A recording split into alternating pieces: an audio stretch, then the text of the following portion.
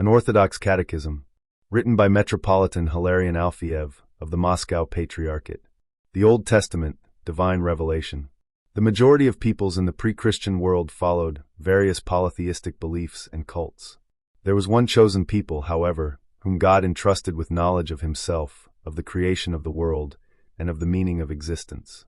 The ancient Jews knew God not from books, not from the deliberations of wise men, but from their own age-old experience.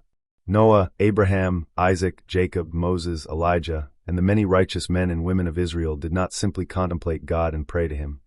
They saw him with their own eyes, conversed with him face to face, walked before him. Each of God's revelations in the Old Testament bear a personal nature.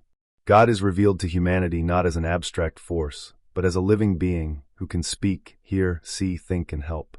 God takes a vital and active part in the life of the Israelites. When Moses leads the people out of Egypt into the Promised Land, God himself goes ahead of them in the form of a column of fire. God abides among the people, converses with them, and lives in the house that they built for him.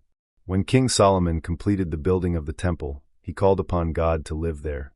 God, who abides in darkness, who is surrounded by great mystery, whom heaven and earth, that is, the visible and invisible world, cannot contain, comes down to people and lives where they want him to live, where they have set aside a place for him.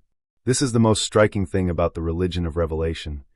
God remains under the veil of a mystery, remains unknown, and yet at the same time he is so close to people that they can call him our God and my God. It is here that we encounter the gulf between divine revelation and the achievements of human thought.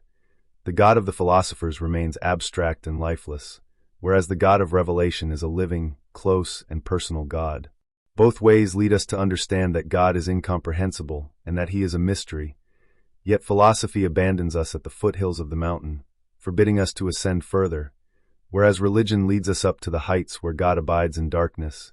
It draws us into the cloud of unknowing, where beyond all words and rational deductions it opens up before us the mystery of God.